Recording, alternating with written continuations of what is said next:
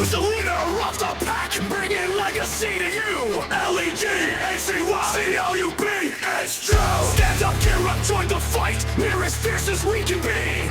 With grit and light, we claim the night. We're the legacy. Right. Legacy Club. Oh. Legacy Club.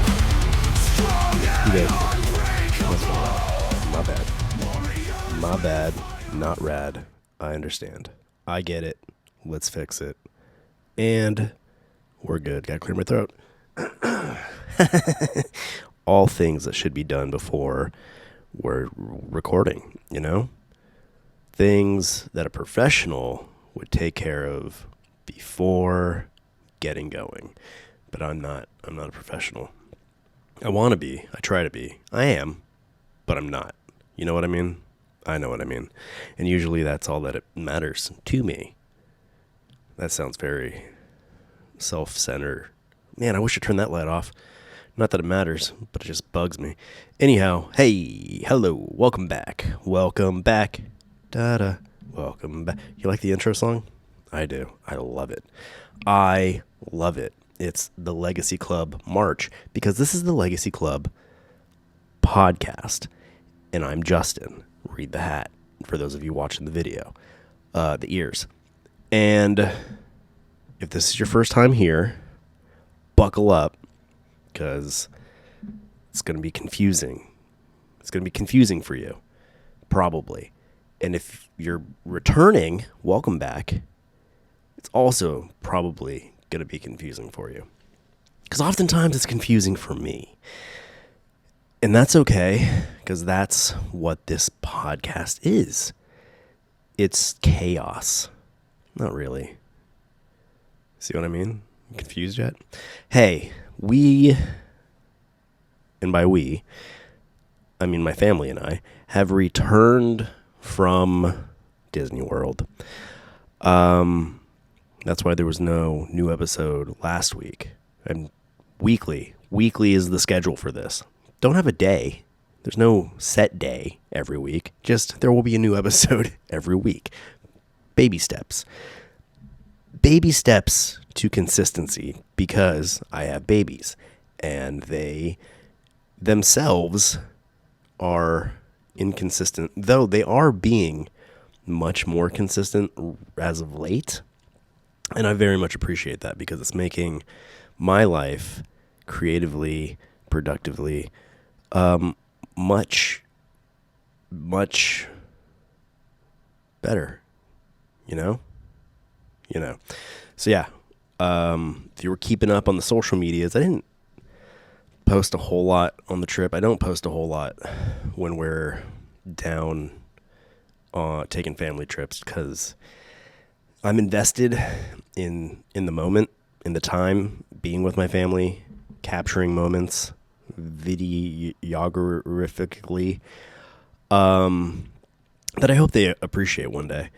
I do utilize that same video opportunity to, professionally as well, for YouTubes and stuff. But something I wish that I had more of is home video growing up. Now, my mom did have a video camera. I just don't know where all the footage is. And I doubt that I ever will know, unfortunately. And, woo! I got a cinnamon thing going on in my mouth. And it's very nice. It's very seasonal. It's making me feel very fallish. But boy, does it kick you in the back of the throat. Why does cinnamon do that? I like it, but it's just like, wow. What was I saying? Oh, yeah. I wish I had more video from my childhood. Granted, I was born in the 80s, grew up in the 90s, so video was a thing, but it wasn't like as easily executed and accessible as it is today. Like I said, my mom did have a camera. I have the camera. I got it on my last trip home to San Diego. And there's a tape in it. There's a tape in it that I need to get out and see if there's anything on it. However, I don't know if the camera itself is functional. I have to get those round watch batteries, the most inconvenient battery on the planet. I need to get some of those to see if I can get a tape out. Because it'd be really cool if there was some video of, my sister and I, but mostly it'd be really cool to have some video of my mom. That'd be really cool. We'll see. We shall see. That's on my to-do list. But I have it. I have possibly some footage from that video recorder. It's just a matter of accessing it. My uncle might have some somewhere. I don't know. He said he was going through photos at one point and stuff for me. My mom passed away when I was a kid, so not to be a downer up front, but that's why it's so important to me to access that tape. And important to me to capture video of time with my kids while they're kids, while they're babies, while they're children, on our family trips and whatnot. I do it. It's so easy to do now, and it's something that I think most people don't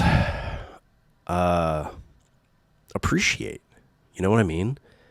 How easily accessible it is. How easily accessible capturing moments and memories are these days. But yeah, we had a great time. We had a blast. It was a really fun time. It was a really fun time down there when you have kids. We have kids as young as we do. So it was my wife, myself, and then our 3 younger kids. Our 14-year-old had started school already, so he stayed here in Nashville. He's gonna take a solo trip with him and his mom. So that's gonna be nice for them. And then I'm gonna be on solo dad duty with the 3 maniacs. So when you have so we had Roadies 1, Mavericks 3, and Bane is 8. So we had 1, 3, and 8. And boy, oh boy, if you think that it's a walk in the park, pun intended, because we did go to the parks,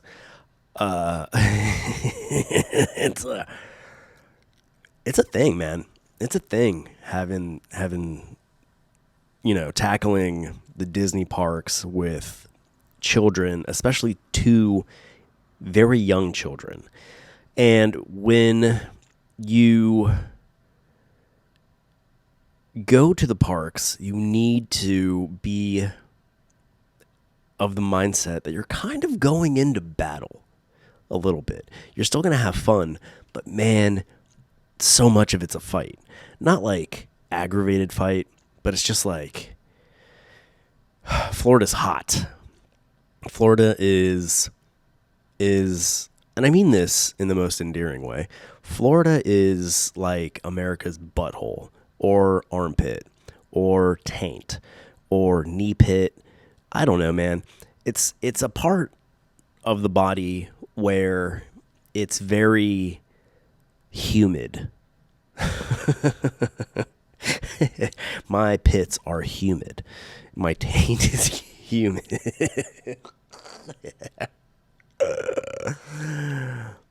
Yeah. Dude, like, not 5 minutes. Like, in the morning. So the park's obviously open in the morning, and you get there. We got there. And, like, just the walk from the parking lot to the gate, I'm already drenched in sweat. Like I had been on Splash Mountain already, or Tiana's Bayou Adventure. And I'm just soaking wet. I am of Portuguese descent, a.k.a. the Portuguese problem. I am the Portuguese problem. But a Portuguese problem is I want to say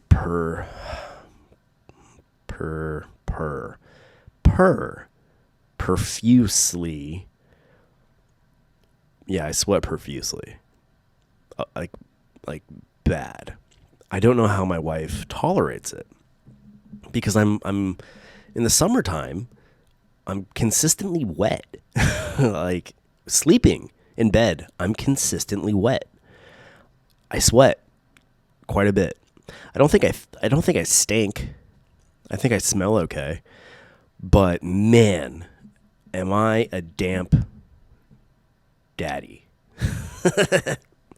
But yeah, dude. So with the heat, my children are half breeds, so they are half sweaty, and it's just like dealing with the heat and stroller pushing and taking kids out of the stroller and then sometimes having to fight them back into the stroller. And then Bane is how do I say this as a loving father? He is a complainer. Like, he has a passion for it, it seems. He passionately complains about just about everything. And it's not like just complaining. It's argumentatively complaining. It's complaining mixed with arguing. Because you try to be optimistic. You try to be like, hey, man, yeah, like, I know it sucks. It's hot. I'm hot. I feel it. He's like, you don't feel it. It's like, what do you mean I don't feel it? Like, I'm out here with you. Like, you think the sun and the suffocating air is only affecting you? But then you try to rationalize with an 8-year-old, and it's just like, that in itself is kind of bonkers. But when you're like dealing with my 8-year-old who's half me, so he's half whatever I am, and I'm no picnic. I know that. I can get grouchy. I can get grumpy. I can get like a Portuguese stereotype, men and women alike, is I don't want to say rage. It's it's not rage, but it is prone to aggravation and outspoken aggravation. My wife may have less delicate ways of saying that. Maybe if you ask her. But dude, like it's something, man. It's a Portuguese problem. So you got to go into, when you have kids, you got to go into, your time at the happiest place. Well, that's Disneyland. We didn't go to Disneyland. Most magical place. Just for the sake of what I'm saying, the happiest place on earth. You're going to the happiest place on earth, and you have to understand that happiness is going to be something that you need to focus on. You need to fight for sometimes, because obstacles, lots of obstacles. And if you have the mindset of like, that's just part of it, you don't let it bring you down. You're not brought down by it. So yeah, we had a really good time. There were moments of just like, what, like, why did I do this? Why did I do this to myself? This isn't cool. This isn't fun, but it is fun, but it's not fun. You know what I'm saying? And then like, yeah, it's just a lot of, what ride are we going on now? I'm tired. I'm hot. My feet hurt. My legs are falling. Bane is very, like, the way he describes things is he goes, my legs are broken. My ribs are broken. And that's his way of saying he's tired.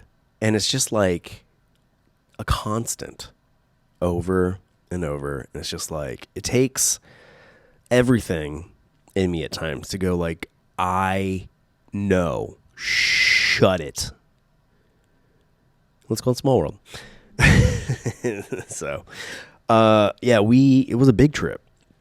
It was a big trip. Disney World had a deal going on where it was like, if you did all 4 parks, you got the ticket prices reduced significantly.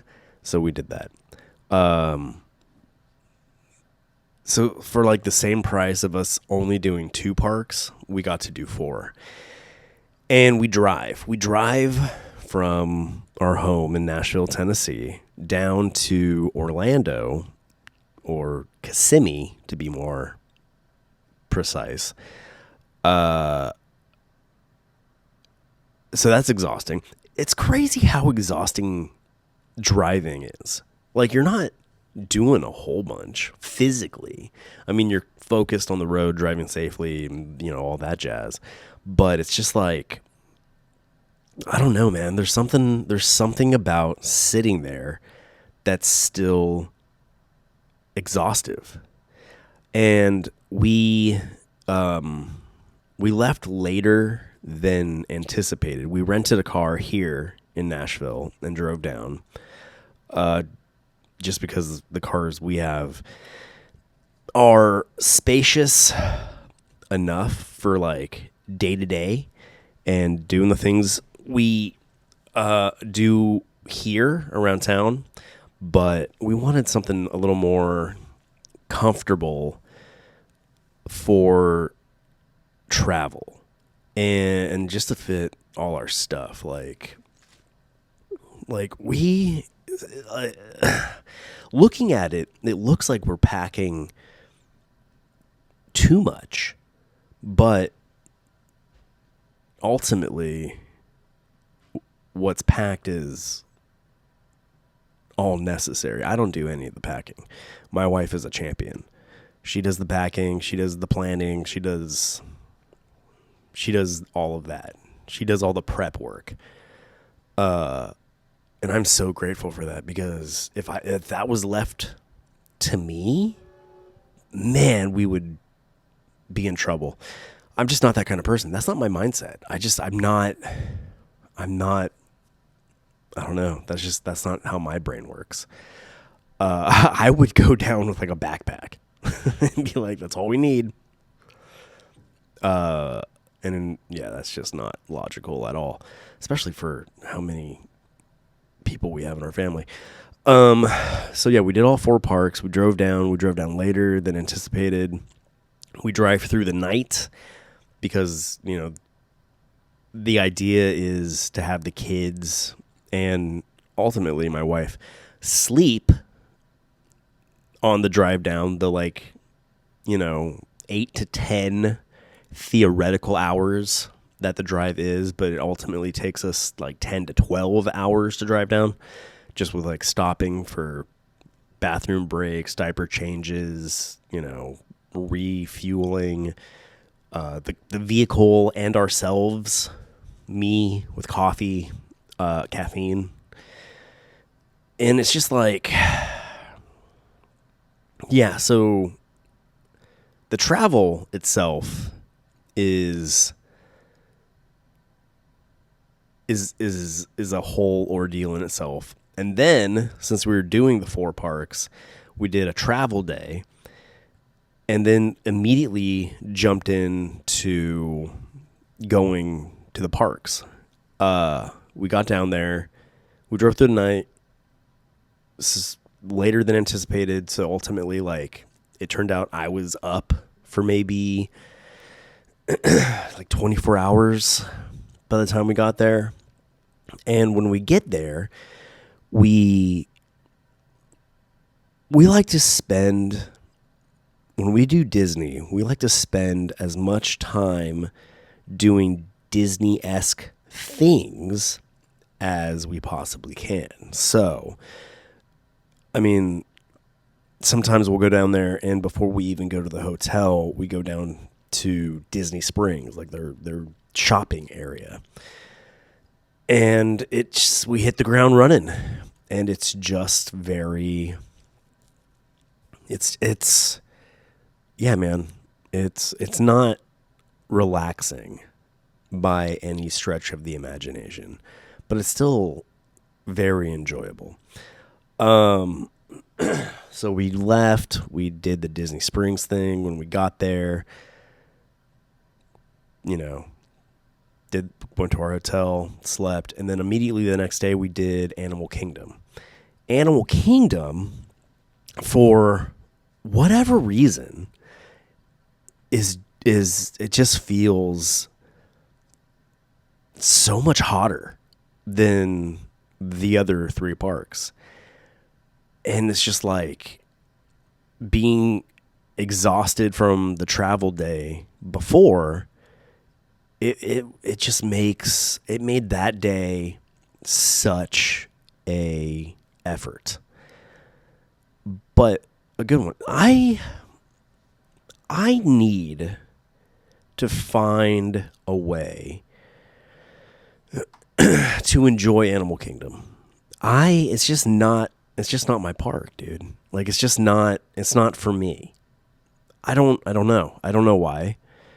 It's cool. There's not a lot of rides, but in my old age, I'm not necessarily like all rides, focused. I like to look around. I like to get food. I like to eat the fun food they have there. Yeah, I don't know, man. There's some people out there. There is a Disney vlogger group. Is that a group of vlogger? I don't know. A channel, a vlog channel. I don't know. 3 people who have a vlog channel who do like Disney vlogging and like Universal Studios and stuff like that. But I don't know. For this, I'm just gonna say Disney vloggers. One of the folks on that channel, in that group, say that Animal Kingdom is their favorite park. And for the life of me, I can't understand why. It's the least Disney thematic park. It's got the least amount of rides, and it feels the most oppressive with the Florida heat. This was only the second time I personally have ever been to Animal Kingdom. We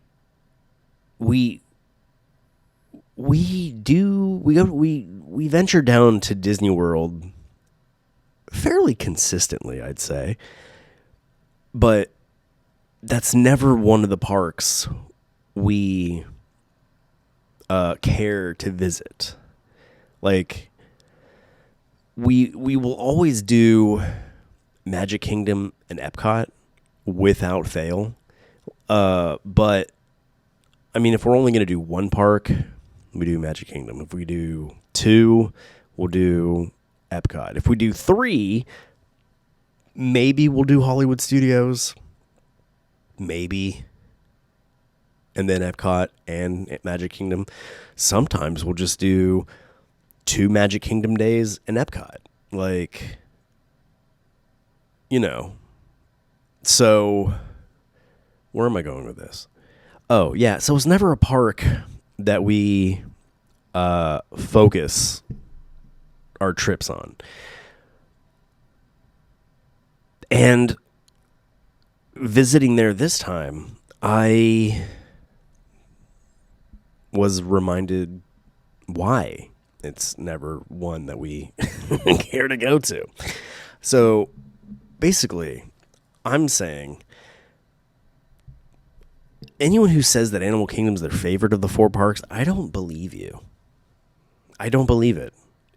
I don't see how that could be real. I think it's a Disney hipster thing to say. Like, no one else is saying it. I'm going to sound cool and be like, I'm going to be different, and I'm going to say Animal Kingdom is my favorite. I'm not buying it. They have cool animals.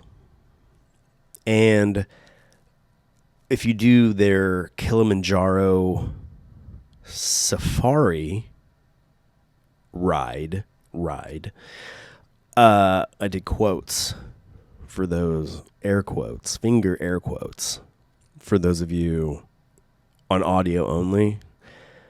It's a ride, I guess, because you get in like a ride vehicle, but it's a safari. You drive around and look at animals, which in itself is cool. It's a fun experience because I don't know, man. I grew up down in San Diego, and in San Diego we have do I still say we? At this point in my life, I have more memory of living here in Nashville than I do of living in San Diego, maybe. Because let's see, I was born in San Diego, and I moved away from San Diego probably when I like 19, 20, around there. So let's say I lived there for like 20 years. But ages like birth to 3, I don't necessarily, like, how many of you out there have like really vivid memories of being 3, like from that age? I definitely have some that I presume. No, I definitely have some memories of that age, maybe younger, because I do have memories of before my sister was born, and my sister and I are 3 years apart. So I definitely have memories of like life before my sister was born, my mom being pregnant with my sister, and then, then life with my sister. So let's not count 3. So like I have maybe 17-ish years, give or take, of memories in San Diego, and I moved here to Nashville in 2009. It is 2024 now. So yeah, I'm coming up on having been a Nashvillian almost the same amount of time that I was a San Diegan.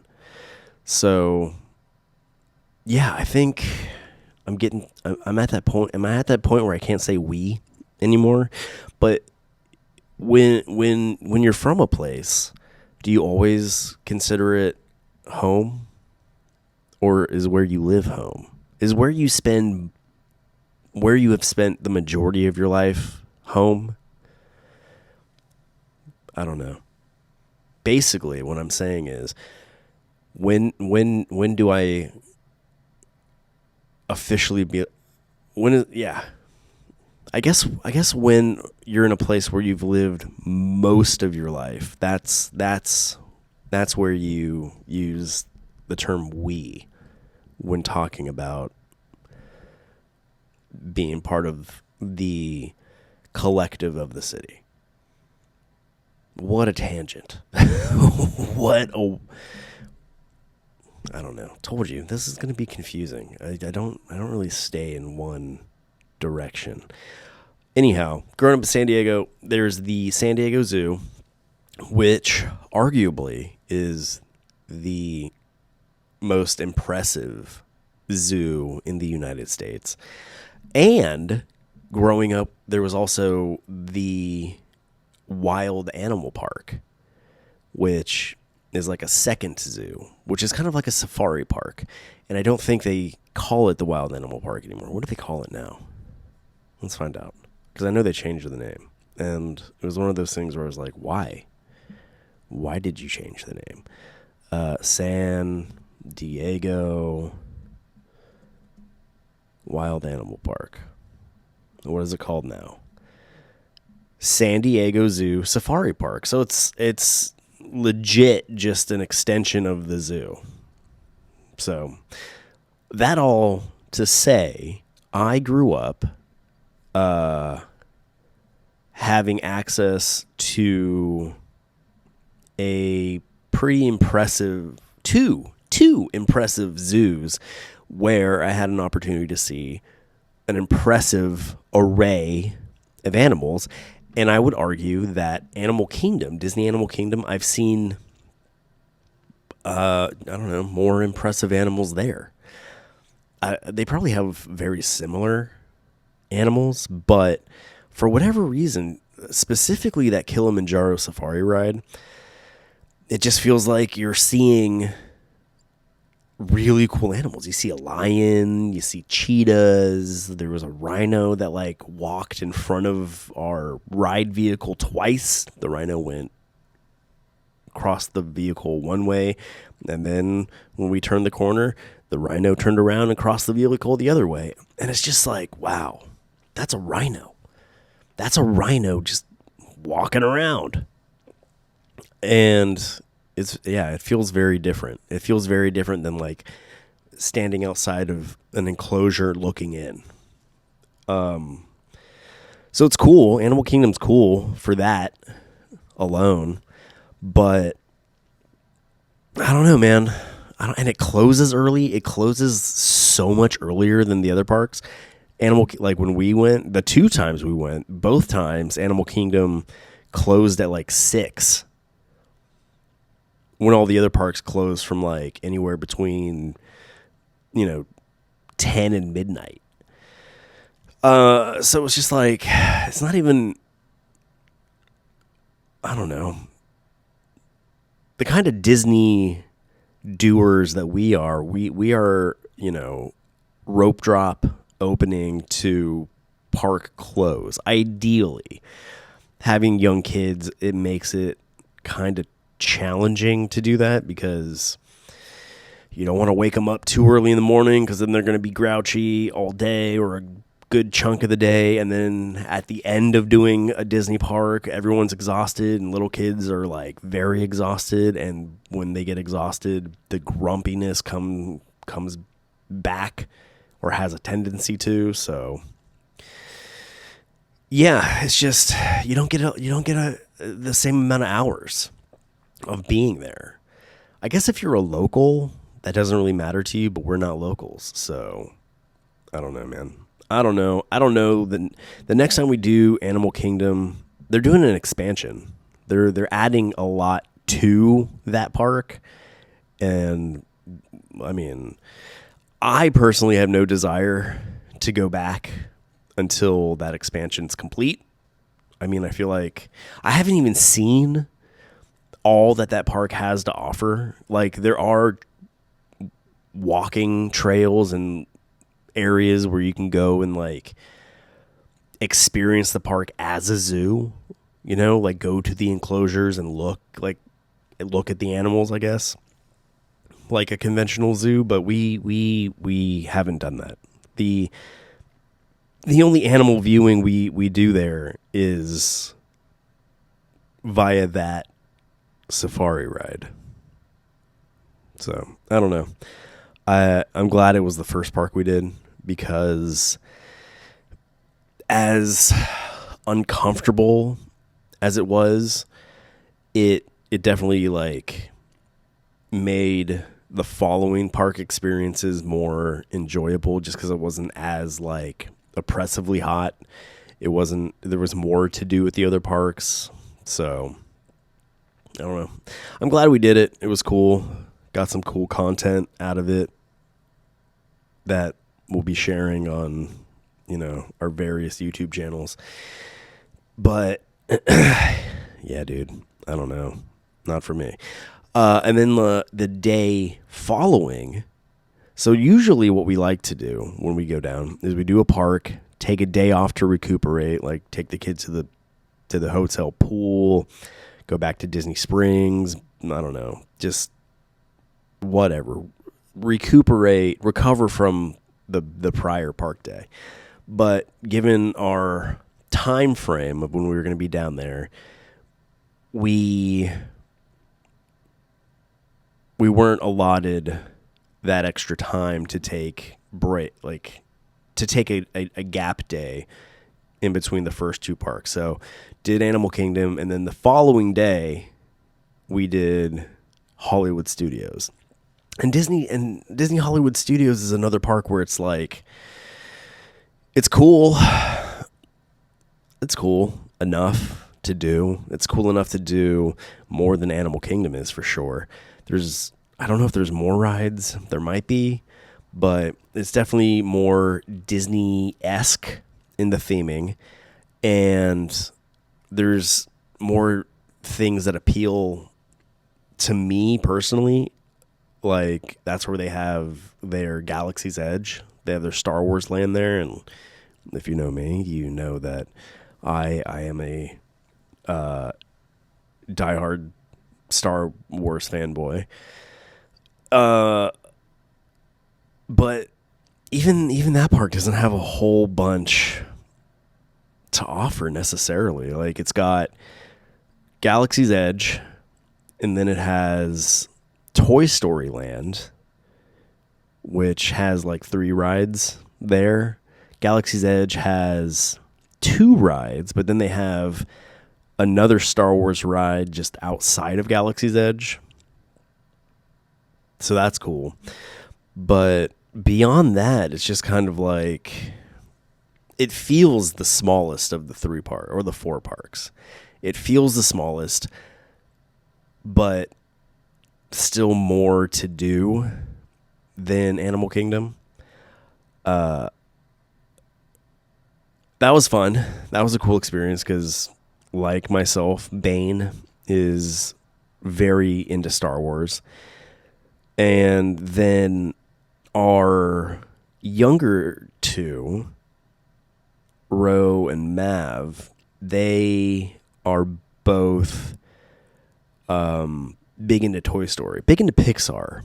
So they don't like Disneyland. California Adventure has a whole Pixar area.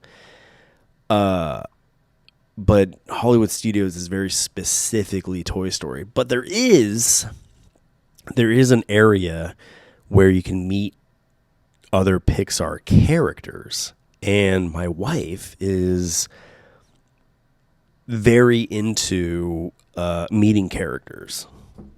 And I could take it or leave it. I mean, I enjoy it. There's never a time where I'm like against meeting characters, but it's definitely not something at the top of my priority list when going to the parks. I'm a ride guy. That's safe to say. For sure. And the food. I say food mostly because when we go to Epcot specifically, it's during some kind of like festival they got going on that incorporates a fun and fair amount of unique cuisine. So we did Hollywood Studios, and then between Hollywood Studios and our next park day, we had a day off where, what did we do on our day off? We did Disney Springs. We went to Disney Springs, hung out there for a bit, got cookies at Gideon's Bakehouse. Gideon's Bakehouse, bro. Like, that place is very cool.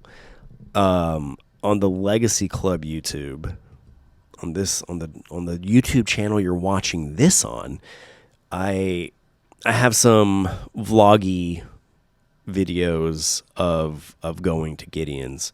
The atmosphere is a very small place on the interior, but its theming is like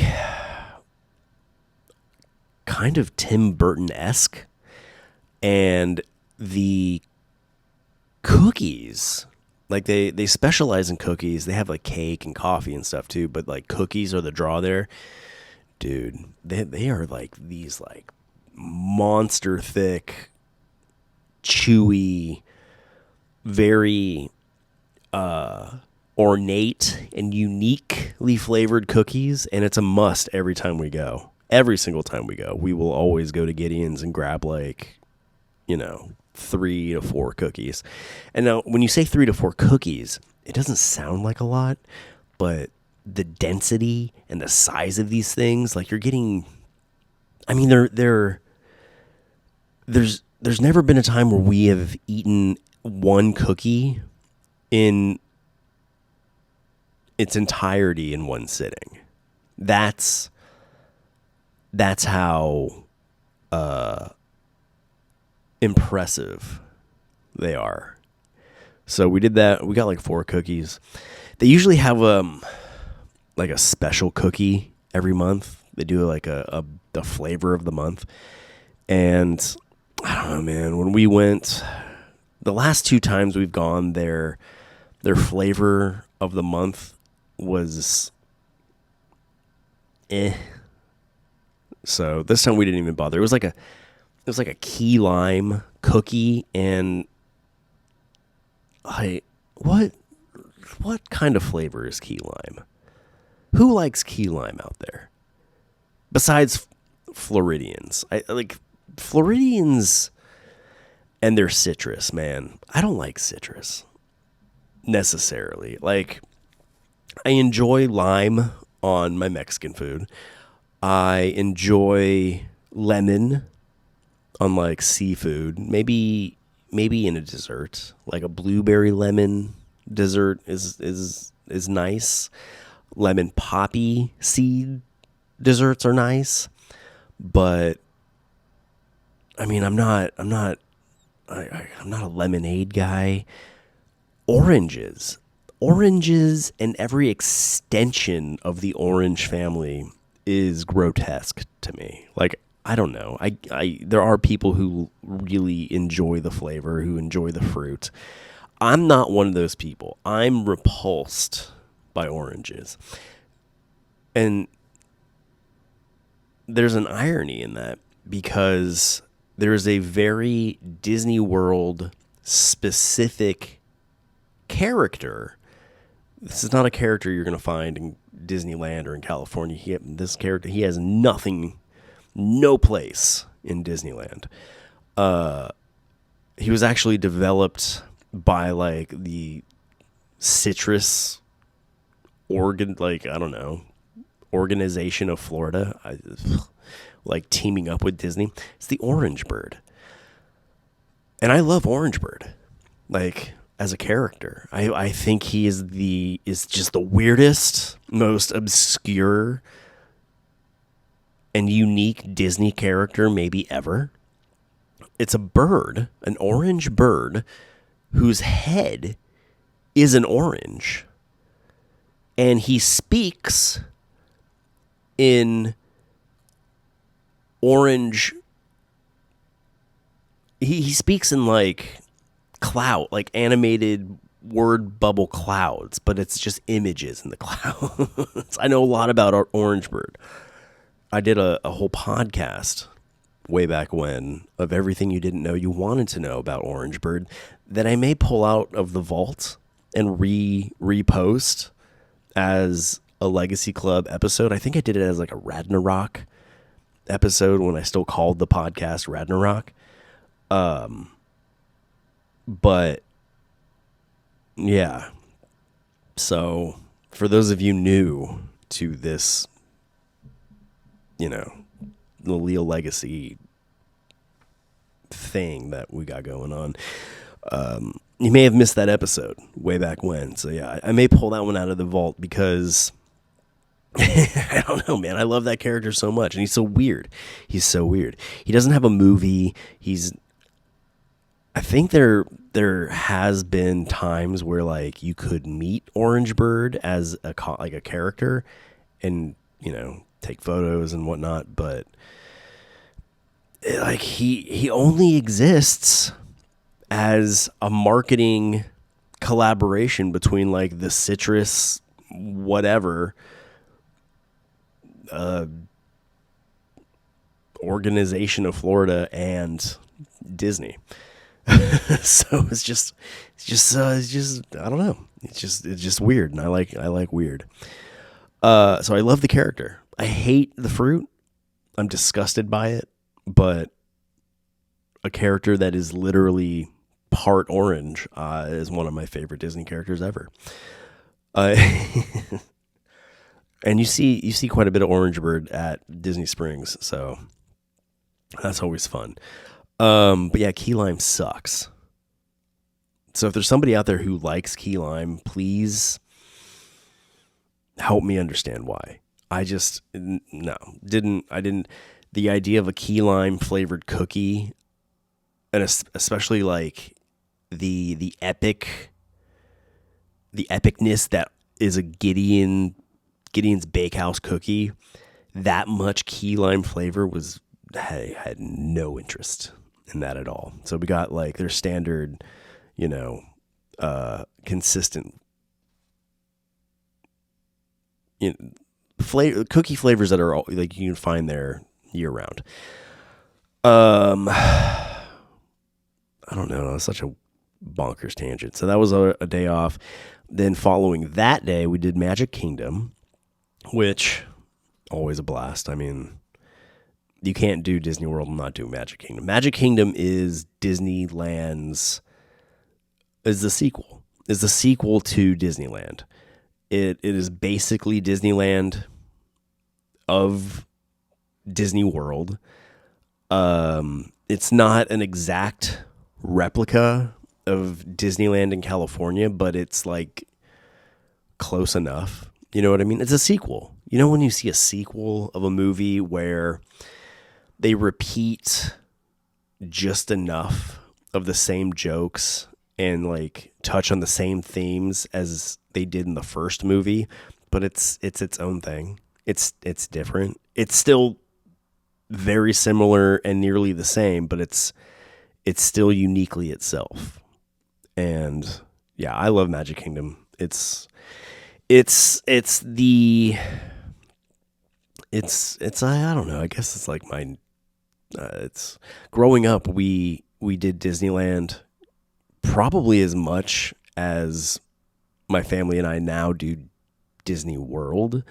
So it's like it's the Disneyland of my adult life, while Disneyland was, you know, the Disney of my childhood. The same rides like Pirates of the Caribbean, Haunted Mansion, uniquely Magic Kingdom versions of those rides. Big Thunder Mountain, Space Mountain, but you know, it's not the same. It'll never be Disneyland. It'll never hold the same place in my heart that Disneyland does.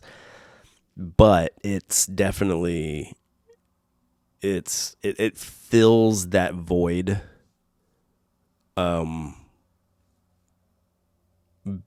Being so far away from Disneyland now as an adult. So we did that. It was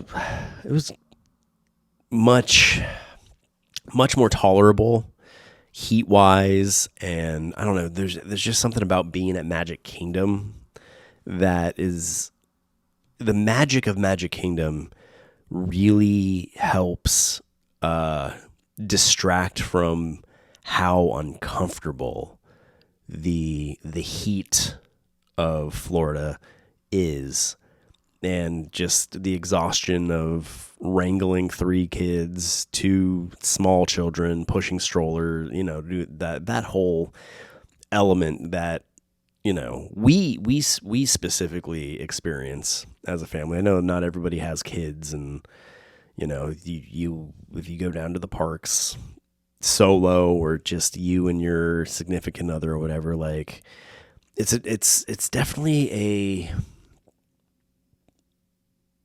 a unique element that it's makes for a very different and unique experience than, you know, if you go with kids, it's not the same thing as going without. Like it is legitimately an entirely different experience. And then we had another day off where on that day off, I don't know, man. Sometimes I think my wife like tricks me. She fools me. She like messes with me where she pretends that she doesn't have an agenda, like a plan or a thought of doing something, and then we'll casually be like, "Hey, well, I thought maybe we could do this," and I'm like, "Yeah, that's a good idea. Let's go ahead and do that." Like, we'll start the day. We'll be going into the day with no set plans, no set agenda, just kind of like, we'll take it by ear. We're gonna recover from our previous park day. We'll do whatever. But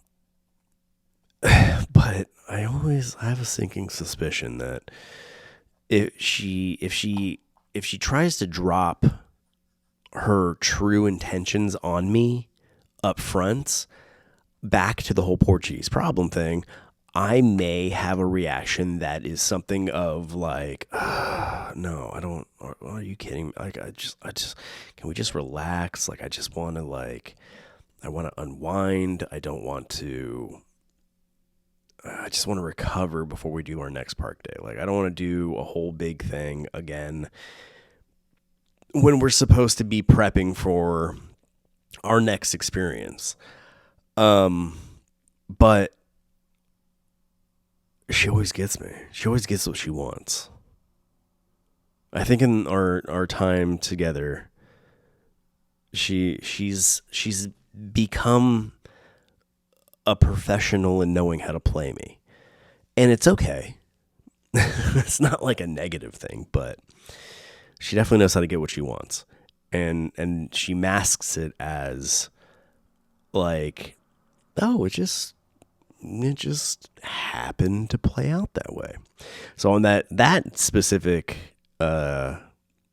recovery day, our day off on that, we did she loves to do a character dining experience. And almost every time we go down, she sneaks one in. Sometimes it's part of the plan. Other times it's like this time. It just somehow happens. We've done a lot of character dining experiences. My favorite being the Snow White one, but this time they had developed a new one since the last time we had been there, and it's a new one, so she had to get it under her belt. So we did. It was called 1900 Park Fair, which is at the Grand Floridian. And for those of you who know, it's a fancy place. Like the Grand Floridian Hotel, like resort area is pinky up, kind of hoity-toity feeling. And I felt very out of place. But, hold on. I need water.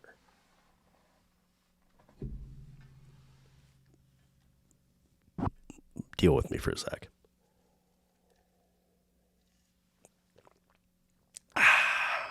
Okay. And I had to refresh my minty thing, because I get dried out talking this much, but these little mint pouches are they keep the saliva flowing. You know what I mean? They keep it going.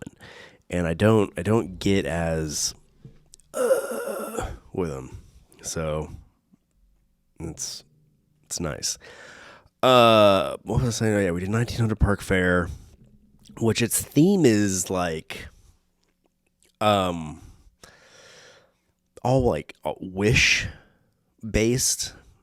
All the characters there are characters who had made their wishes come true.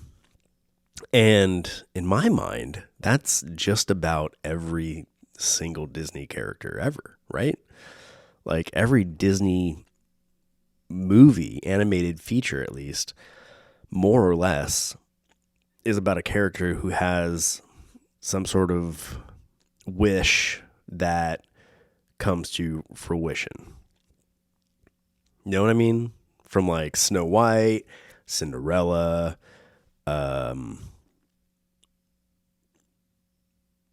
Sword in the Stone, Princess and the Frog,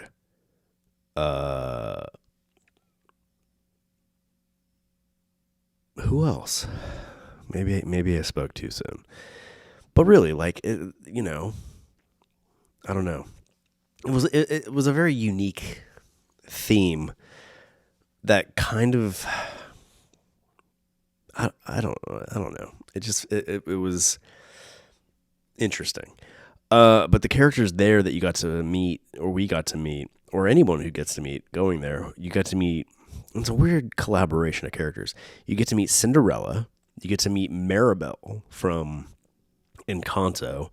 You get to meet Aladdin in his Prince Ali, I think, get up, or his just like end of the movie, he's a prince now costume. And then you also get to meet Tiana from Princess and the Frog. But the Tiana you get to meet is not the Tiana from the movie. It's the Tiana from the new Tiana's Bayou Adventure Ride, which is the new Splash Mountain. So she's in like kind of like swamp safari getup, which is interesting because you got Cinderella in, her Cinderella gown, and then you get Safari Tiana, which I don't know. When you see Aladdin and Cinderella, you're kind of like, hey, Tiana, you're a little underdressed here. But then Maribel's just wearing her normal Encanto gear from the movie, so she's kind of underdressed too for the establishment. It was a buffet. I love a good buffet. I prefer a buffet to like a table service dining experience. It's the first time I think that we've got to, as our family together, that we've got to do a buffet. We've done Chef Mickey's before, but that was during the pandemic, and for whatever reason, Chef Mickey's is conventionally a buffet dining experience, but because of the whole pandemic thing, they changed it to a table service experience. So that was kind of a bummer. But no, another buffet we got to do was I don't remember what it was called. Cape May, I think is what it was called. It was like a beach themed character dining experience where Donald Duck, Goofy, Daisy, and I think Minnie Mouse are all in like beach attire. So that was a buffet we got to do. Sorry, this cinnamon is kicking me in the throat again. Yeah, but that was a breakfast one. I'm not a breakfast guy. I appreciate breakfast food. I do appreciate breakfast food, but I much rather do like lunch to dinner menus. You know what I mean? So the menu is awesome. The menu kind of encompassed cuisines from like each of the characters' backgrounds. So like there was gumbo and shrimp and stuff for Tiana. There was like, I think there was like falafel and stuff for Aladdin. There may have been some South American stuff for Maribel, and then I guess just kind of standard menu items for Cinderella. Like they had like prime rib and a like pork loin kind of roast thing, and I can only attribute those to Cinderella because it doesn't really fit any of the other characters' backgrounds. So yeah, we did that. It was cool. All of this I have footage of too. So I guess if you're watching this video, maybe I'll splice some of it in. I'll splice in some of the footage. Possibly. Depending on how deep I want to get into editing. But if not, you could go check it out on our YouTube for Leal Legacy View, which is like POV park experiences, I guess. I guess the best way to put it. And then we have a family vlog channel that we really utilize this trip to collect footage and content to build that channel, which didn't go as planned, but ultimately in the end, I think what we're going to do with it all is going to be better. I guess I'll talk about that later. So that was cool. And then the day after that, we did Epcot. And Epcot is my personal favorite of the Disney World parks. Growing up, Epcot was always like the vision of Disney World that I had in my mind. I never really thought Magic Kingdom growing up. When I thought about Disney World, I always thought about the Epcot ball, like Spaceship Earth, and then just the idea of Epcot really embodied the idea of Disney World to me growing up on the West Coast. And I hadn't experienced Disney World until adulthood, and honestly, until I met my wife. I don't know. I had like a very romantic idea of like the person that I experienced Disney World with would ultimately be, you know, the person that I would spend the rest of my life with. And I blame TGIF. Because TGIF, they would always have like, you know, Full House, Boy Meets World, like all the shows would take a trip to Disney World, and like every show would be a Disney World themed episode, and you know, Corey and Topanga like having a very romantic episode at Epcot, or you know. I don't know. It just embedded that perception was always embedded in my mind. So after I had met my wife, you know, we went to Disney World, and yeah, that's where I asked her to marry me and all that kind of stuff. Very, very fairy tale-ish. Which and I lived in Orlando for like 3+ years. When I went to college, and I would frequent at the time. Then Disney Springs was called Downtown Disney, and I would frequent Downtown Disney quite a bit while I lived there, but I never went to the parks. I held off. I held off to, you know, to live out that like fairy tale kind of perception that I had in my mind, and it worked out. What another tangent. But anyhow, yeah, Epcot is the park that's my park out of the 4 in Disney World. And I would do Epcot in multiple days given the opportunity. It seems like a waste, I guess, when like our family goes, because we want to experience like all of them if we can. Well, maybe not all of them, but we want to do more than one. But if it was up to me, I would definitely do multiple Epcot days. And we got to Epcot like the day after their food and wine festival kicked off. So there was a lot of cool food options that we got to partake in and like experience. And it's tricky because a lot of the food options that they offer during festivals are not they're not geared towards picky eaters. And Maverick is not a picky eater. He'll eat mostly anything. Rhodes is one, so like there's limitations to like his palate.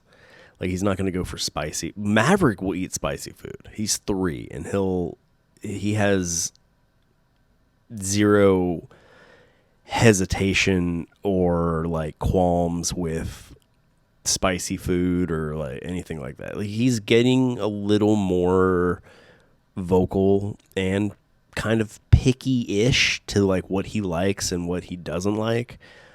But Bane is like the pickiest of eaters. So yeah, it's like we want to go experience, the unique food offerings they have, but we also have to accommodate, you got to feed your kids. I know it's a wild concept that I'm not sure everybody understands, but kids need to eat. And when they're only going to eat, very limited things, you gotta accommodate. So they're, they're, nourished. Is that the right word I want? Anyway, but we got to try some cool things. The rides at Epcot they're also not geared towards thrill seekers, I would say. They're more mellow. Most of the rides, pretty much all of the rides don't have any like height requirements, so anybody can go on. Rhodes got to go on pretty much everything. Rider swap. If you go to the parks with a child who's unable to ride certain rides due to like height restrictions, but you have another child who can go on rides, you get to do a thing called rider swap, where one of the parents can go on the ride with either solo or with, a kid that can go on the ride. And then when they're done, the parent who was sitting with the kids who were not able to go on the ride can go in like their fast lane option, their lightning lane, fast pass, whatever you want to call it, the quick like line skipping essentially option, and take the kid who is able to go on the ride a second time. So like in Magic Kingdom and Hollywood Studios and stuff, Bane got to do a handful of the rides back to back, like twice. So it's rad for the older kids and for the parents as well. That's not really a thing at Epcot. There's one ride that's a thing you can do, and it's the Guardians of the Galaxy ride, which, dude, that ride is bonkers. Like, I got a POV, I'll post on our Legacy View page or channel, so you can see just how elaborate and just thrilling that ride is. Like it's like a kind of roller coaster ride, but it's Guardians of the Galaxy themed, and it's like it's a roller coaster in the dark, but the visuals are like very cinematic, and what you're riding in, you're on a roller coaster track, but the car you're in rotates. So it has kind of like almost like a spinning element, but you don't spin like a teacup. You rotate with the visuals. So it's rad. I love that ride.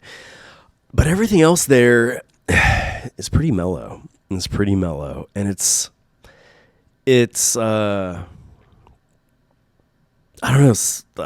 Yeah, it's not a thrill seeker park, but I'm not really a thrill seeker kind of rider. I don't gravitate to rides where, roller coasters with epic drops or like going upside down or anything crazy like that. I don't know. I'm boring like that, I guess.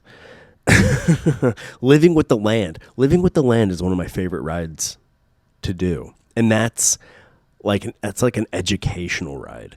You go through and you get to see like the agricultural practices of Disney. It's just like, I love it. But when you have an 8-year-old who is kind of a thrill seeker, it's very, I don't know. If you have a thrill seeker in your party, it might not be the park for them, but it's the park for me.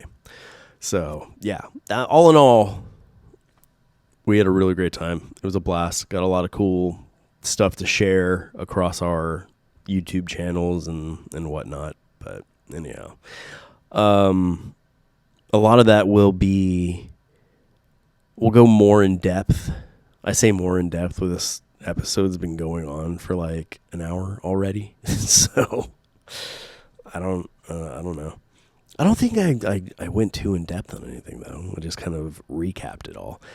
But on our legacy of Leal channel, that's our family vlog channel and associated podcast. There'll be a second podcast to this, the Legacy Club podcast, where my wife and I will go and delve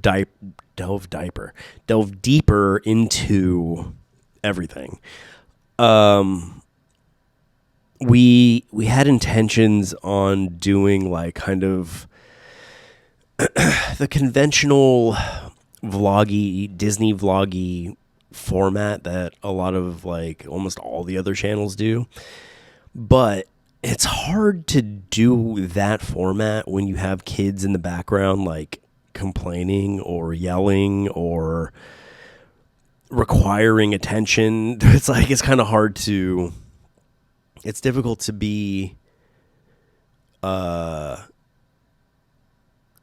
content creatory with that. So ultimately we've decided to do a format much like this, where it'll be me and my wife sitting, talking, doing a podcasty kind of thing with the footage we shot and collected during our trip spliced in, like kind of like doing a voiceover ish, but there were moments where we did get to talk with the camera audio picking it up. So I don't know. I think it's going to be cooler. It's going to be different than any of the other channel formats out there. So we'll have a niche. We'll have our own niche. It'll fit this.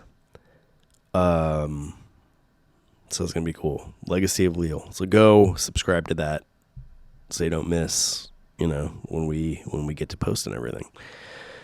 And there we go. Yeah, that was our Disney World trip recap.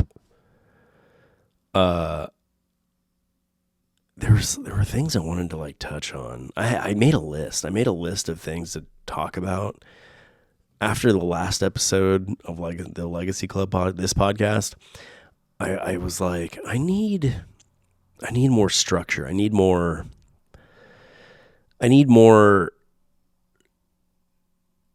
have things that I want to talk about than just kind of like grabbing whatever the tornado in my head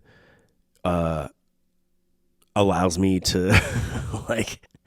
My thoughts in my head are constantly spinning, and usually on the podcast, if you haven't noticed, I'll just kind of grab from the storm and start stream of conscious, we'll just start ranting about something.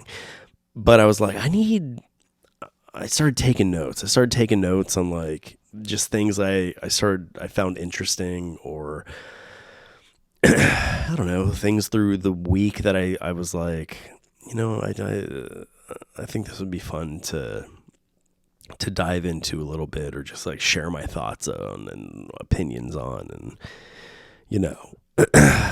get myself into trouble with.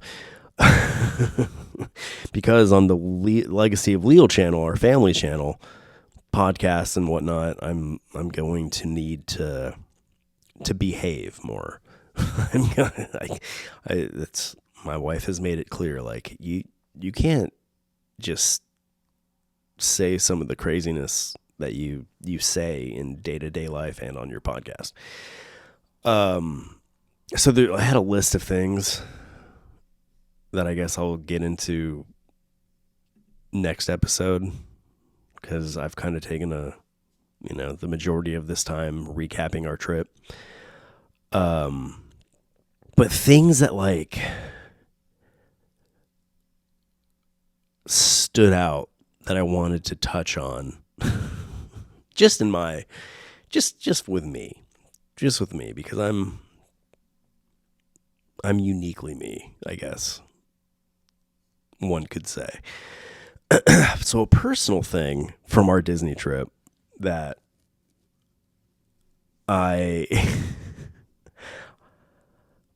pushing a stroller through the parks is a thing. And Disney stroller dads, like, that I want to shout out, because unless you are a Disney stroller dad, none of this may mean anything to you, unless it's an experience you've had. But I noticed down there's like there's just like an almost like club mentality. There's an unspoken understanding between like dads pushing strollers to the park. Like there's an etiquette to follow that's just unspoken. There's just like, you understand. There's an unspoken understanding that no matter your background, no matter your nationality, no matter where you come from, doing this experience, having this experience connects you in a way that is unlike anything else. Like there's just, I don't know, man. I don't know. It's hard to put into words, but what I will say, and I feel, excuse me, I'm getting burpy. I don't know why. Where was I going with this? I feel confident that other Disney stroller dads will feel similar in what I'm about to say. There is I personally feel that if you are given the extra obstacle, the extra challenge, the added opportunity to be pushing a stroller through the parks, through the crowds, you should be allowed certain liberties while venturing through the park. Because if you're just like a walker, just by yourself or with someone, you need to take in consideration how much easier not pushing a stroller is for you in your mobility. And specifically when it comes to ramps. Now, and I'm thinking very specifically a moment in Hollywood studios where there is like this area near the Mickey and Minnie's Runaway Railway ride, like the big it's a ride where the outside facade is made to look like the Chinese theater in Hollywood. That's not important here, but the area where that is elevated from where like Toy Story Land, like if you're coming out of Toy Story Land going into like, I guess it's kind of it's like a very central part of the park, and it's elevated, so you have to go upstairs more or less when accessing that area. And there's a very narrow ramp that you can use to access that area more immediately. Like you could go further around. You could go further around to get to the same area, but it's just like, you know, the shortest distance between 2 points is a straight line. And I don't think that has anything to do with what I'm trying to say, but that's just where my brain went. There's a more immediate path, and that more immediate path is a narrow ramp. And if you're not on wheels, or if you're not, you know, if wheels aren't a part of you getting around, like a wheelchair or a stroller, don't use that ramp. Don't use ramps unless you have to use them in the Disney parks. Okay? That's ultimately what I'm trying to get at. Like, there's a courtesy. I believe it or not, I think I'm a pretty courteous individual. So I will, you know, my wife is very go at the parks. Like she is our, you know, she's like, okay, we're going to this ride because the wait time is low and this is like prime opportunity to ride this ride. So we got to get there as quickly as possible. Or like we have a lightning lane time that we're trying to get to, like we're trying to meet. You know, like we're on the move. We're on the move with intention. So she is like on it. She's go. And, you know, more often than not, I'm pushing our kids in the stroller. So I'm not as mobile or able to move as quickly as she is. So she'll like take off and I'll be sitting at the ramp allowing people who are coming down or coming up who got there first, you know, I'm allowing them to, you know, to go before me. And in the time where I'm waiting my turn to use the ramp, people who have no business using the ramp are crowding. They're getting in the way. So I have a switch within me that flips where I go from courteous to aggressive. And I will always be courteous to anyone else operating or moving around with wheels. But as soon as like there isn't anyone else in that same situation that I'm in, I'm on the attack. So I'll wait for, other Disney stroller dads to get by on the ramp, and sometimes, like, we'll cross paths, like we'll maneuver around each other in very close quarters and tight turns, and let's just, like, it's a skill. It's very skill based. But as soon as I don't have to be courteous, like, I'm gonna mow you down. If you're on the ramp and you don't need to be, and I need to be, I'm coming through you. Like, and it results in maybe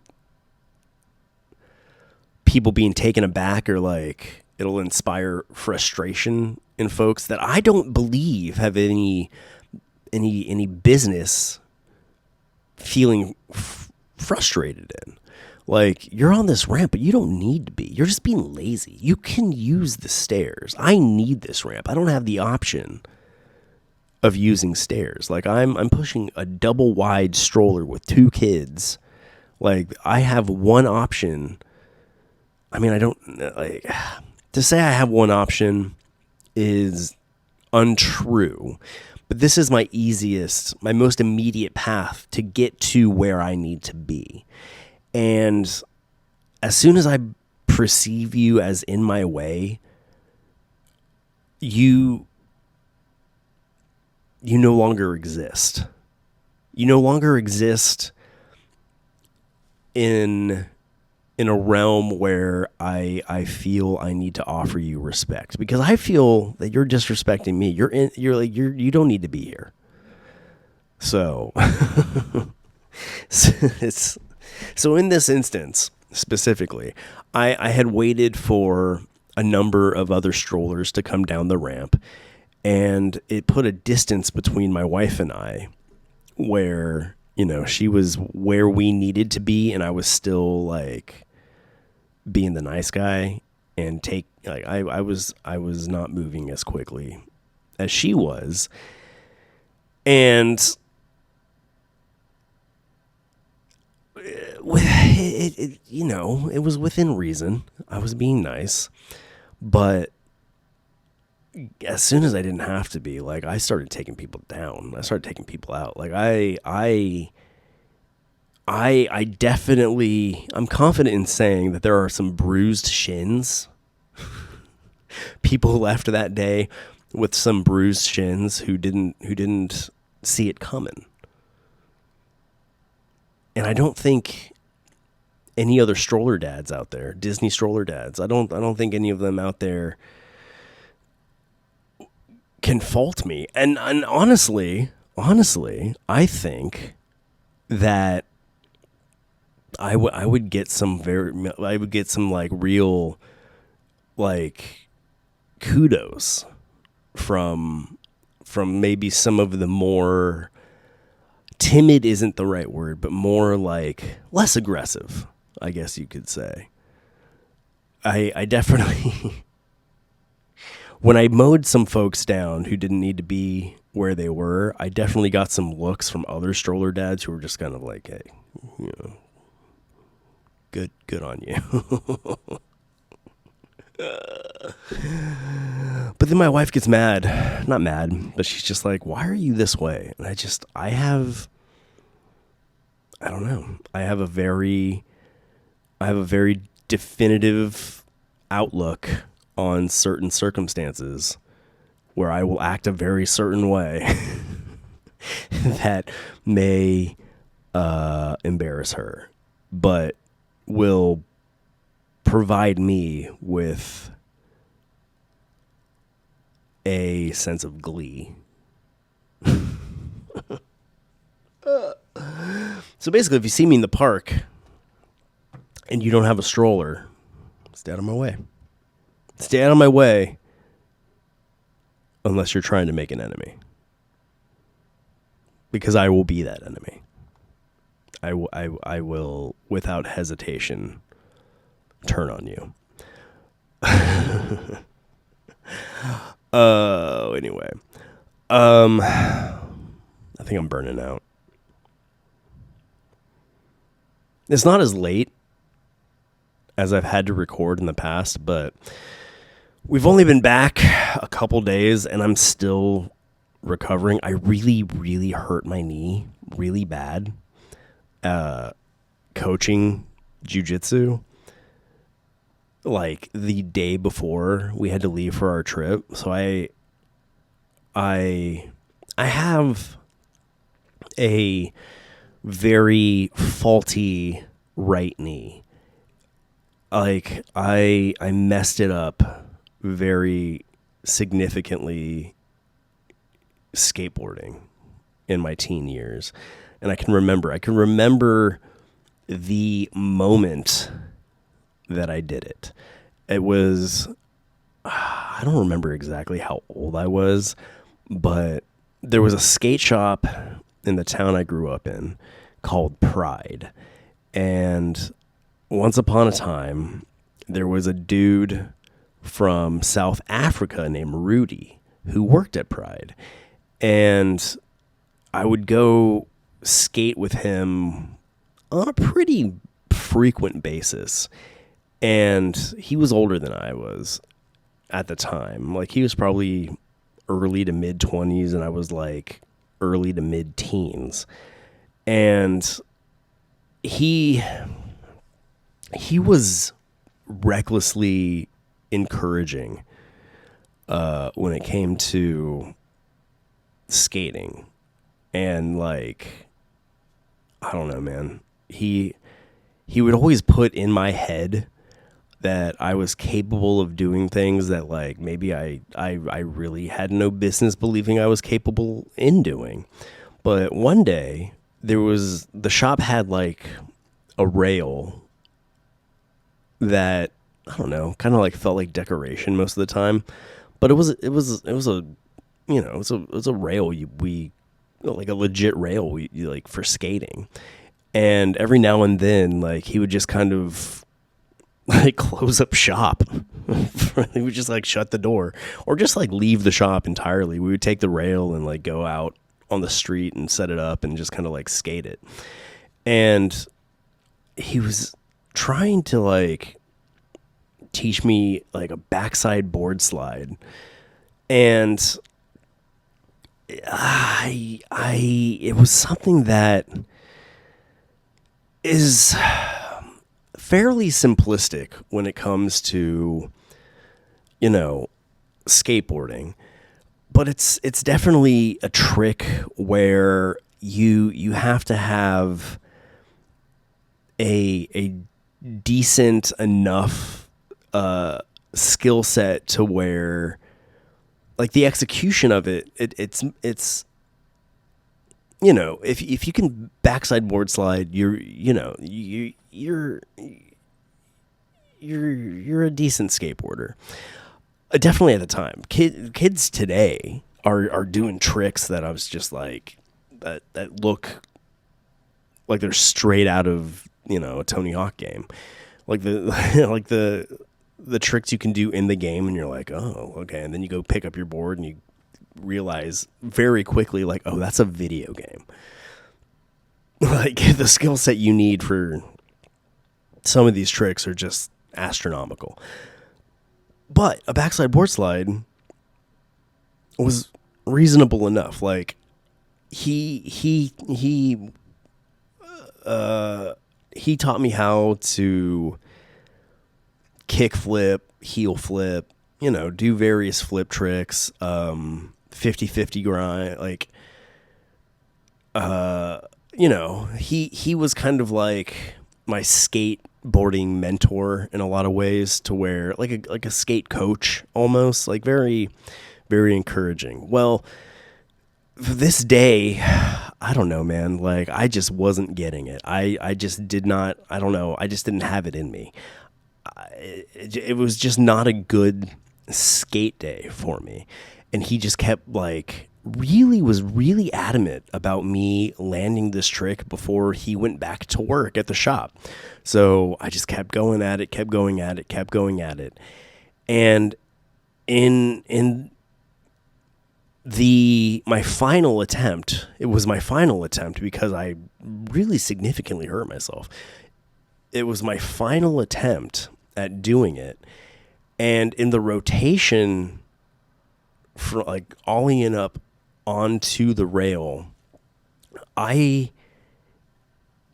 learned later that I had torn the meniscus in my knee, and it was a pain that I had never ever in my life experienced anything like it before.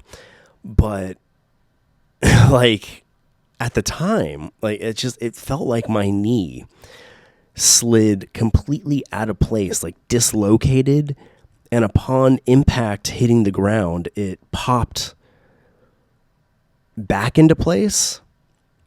And his reaction was just very like so nonchalant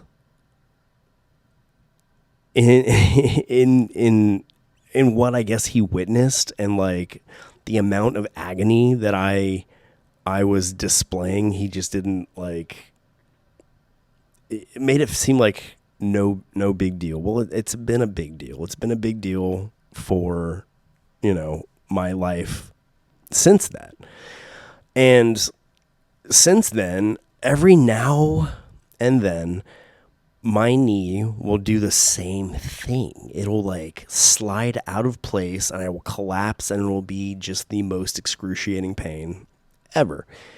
It's happened twice now while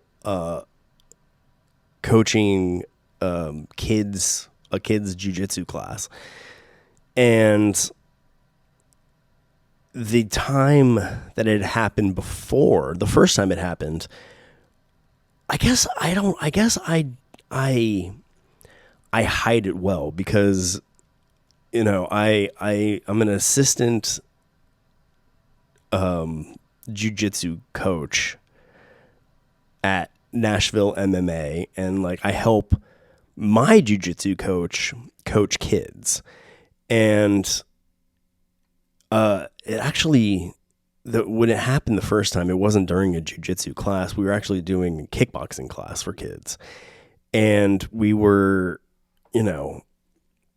he was having me like demonstrate, a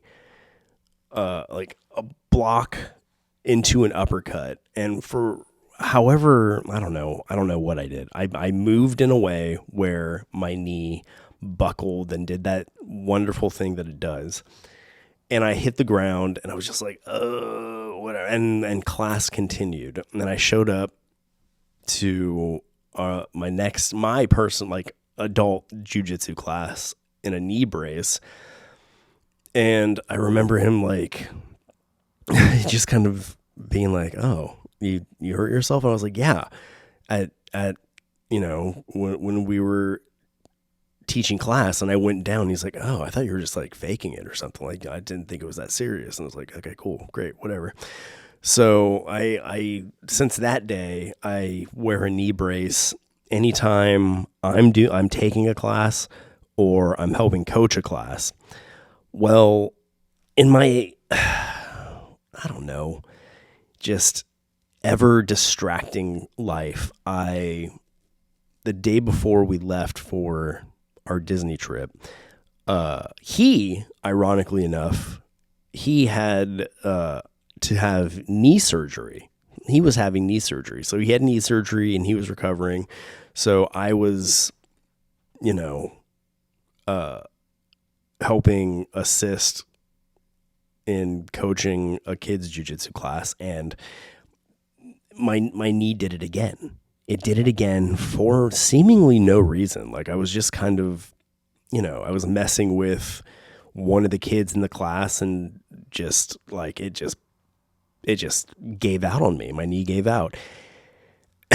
And it's still incredibly sore. Like I'm pushing on it now and it just sucks.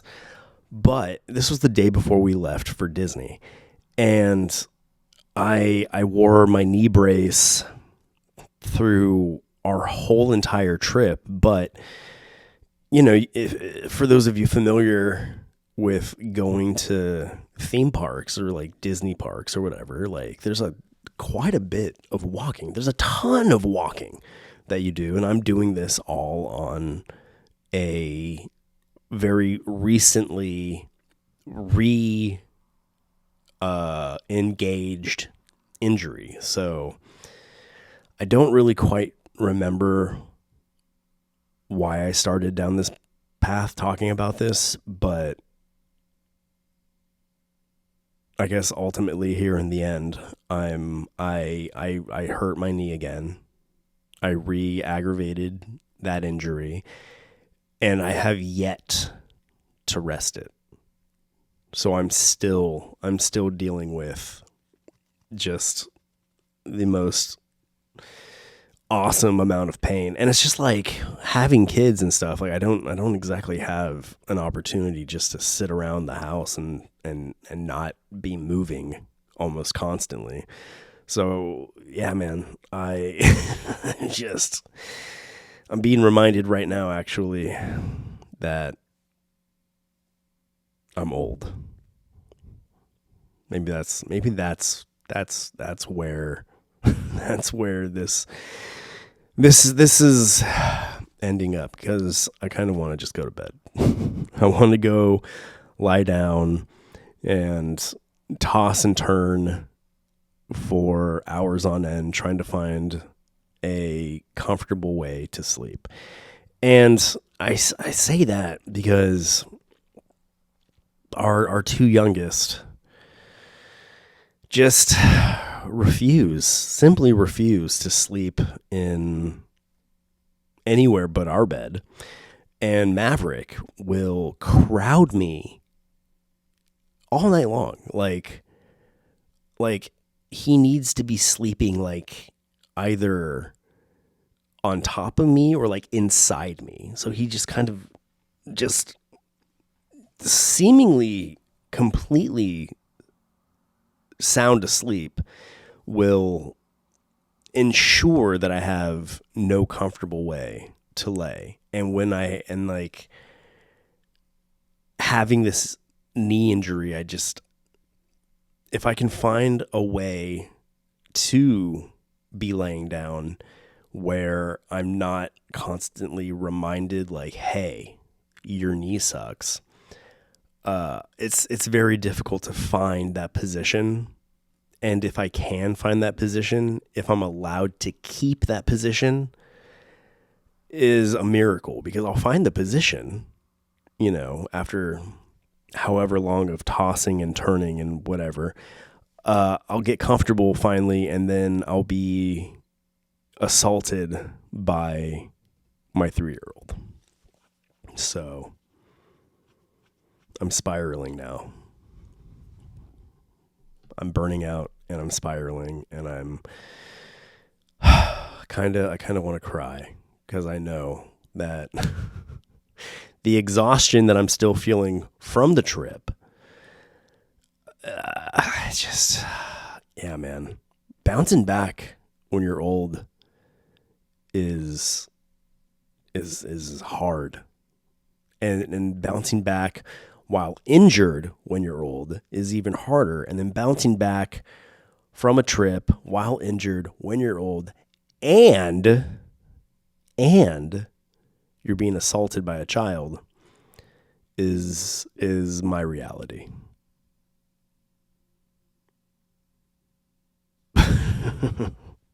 So yeah, all that being said, I'm going to wrap this up. I'm going to wrap it up and request that you like, subscribe, do all those things.